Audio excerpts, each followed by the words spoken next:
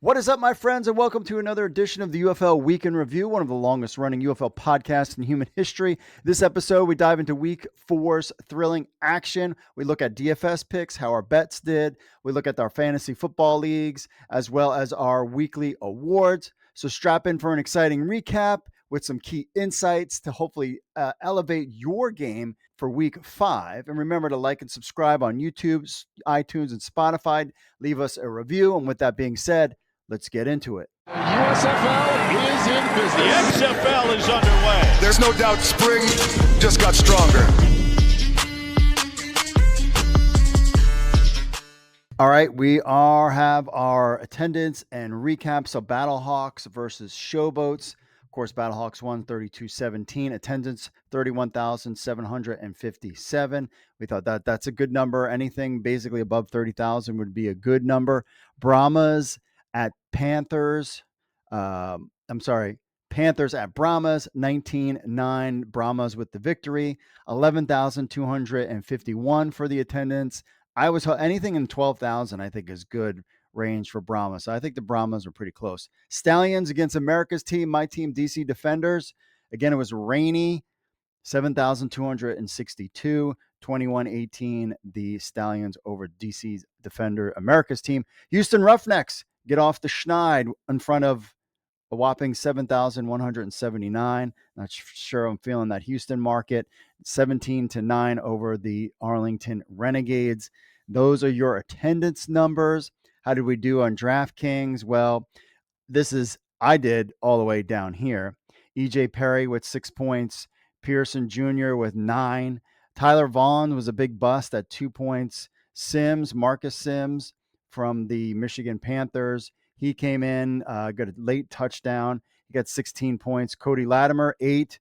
And Marcel Aitman with 7. And the Stallions defense, 5. Not enough. I had 55 points. The winner of the one of the games that I was in, he or she had 83 points. AJ McCarron was his quarterback, 24 points. We had John Lovett, running back for the San Antonio, had 13 points. John Trey Kirkland, a guy I probably should start. 91% of the people started him, 18 points. Trey Quinn with 9 points. Tyler Vaughn, he also had with 2. 95.7 started him and got 2 points. Deion Kane with 78.3%. He got 5 points, in the DC Defenders defense got 11 points. That's how we did in DFS. On to the games this week. How did I do? Well, of course, Showboats 17, Battlehawks 32. I got the spread right and the total and the money line picks all correct. I knew Battlehawks were going to take care of business on that.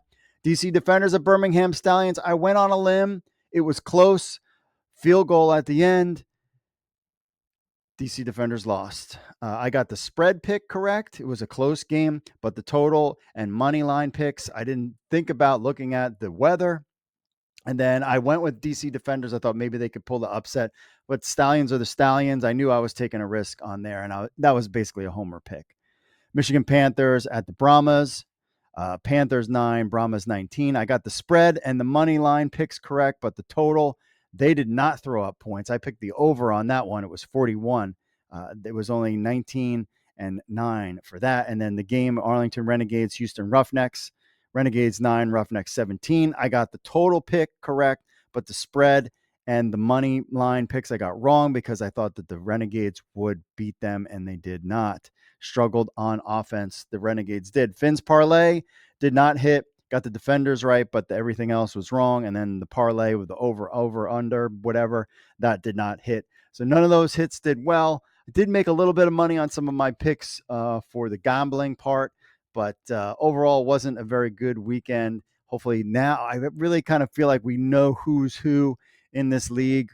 We know that the Brahmas can put up points. Is Quentin Dormady as good as Chase Garbers? We'll have to kind of find out. We'll take a quick break, and then we'll get back to and finish up the show with our awards and how our fantasy football leagues are doing. In football, every play counts towards the win, just like every click counts towards growing your business. At CM3 Solutions, we're the game changers you need. With our cutting-edge SEO strategies, we'll put your business in the top league ensuring you're seen by the fans that matter most, your customers. And when it comes to web design, we craft winning plays with stunning websites that not only look great but perform. From the first click, your audience is engaged with user-friendly designs that score big on customer satisfaction. Need a custom app? We've got the playbook to bring your vision to life, enhancing your digital presence and driving your business forward. So, whether it's SEO, web design, or application development, team up with CM3 Solutions. Let's score those business goals together. CM3 Solutions, where your business wins. Visit us today at cm3solutions.com. All right, on our News Hub Fantasy Leagues, of course, the Writers League, how are we doing there? Well, week 4, I lost 36-61 to a Brahma Stampede. Omar's team lost to the Schwartzsteins 29-41. And then Jetpack beat Snap Jordan 41-20. In our Listener League, I did pretty good this last week. I got 60 points. I was number 2 to T-Player 2006, who got 78 points. Still leading the way with 278. I'm in third place at 237. Jordan Tamu, Darius Victor actually had a good game with 15 points. 8-man Tyler Vaughns was a bust. Of course, John Trey Kirkland, Alex Ellis. And then I did not swap out Taylor Russolino as my kicker. That was a mistake by me. We're doing a little bit better there. On the recap, our unexpected MVP, a player from the weekend who exceeded expectations in a surprising way, not just the star player, but those who kind of pivotal play, a standout moment. Battlehawks wide receiver Ja'Cour Pearson, 70 yards, a touchdown on 10 catches. I thought they were going to slow him into the game, but he is just took off right where he was before. That's going to impact guys like, well, I mean, it didn't impact so much Hakeem Butler, but Marcel Aitman. That's going to impact the kind of balancing on the fantasy side of things. But the Battlehawks wide receivers have the best wide receiver in core. He just came right in, 10 catches, 70 yards, a touchdown. They used him as soon as they got going. That was my unexpected MVP. I didn't think I thought maybe he would have 2 or 3 catches and then that was it.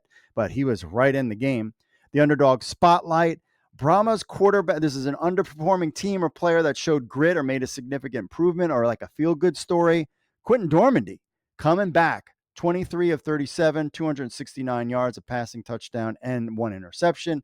But he managed the Brahma's offense well. Hopefully, was he putting up Chase Garber's numbers? No. We'll see how he does in the next week. But I remember them saying, Wade Phillips saying it was a real close between the two quarterbacks. Now that Quentin Dormandy has got, a game under his belt, how is he going to improve in week 2?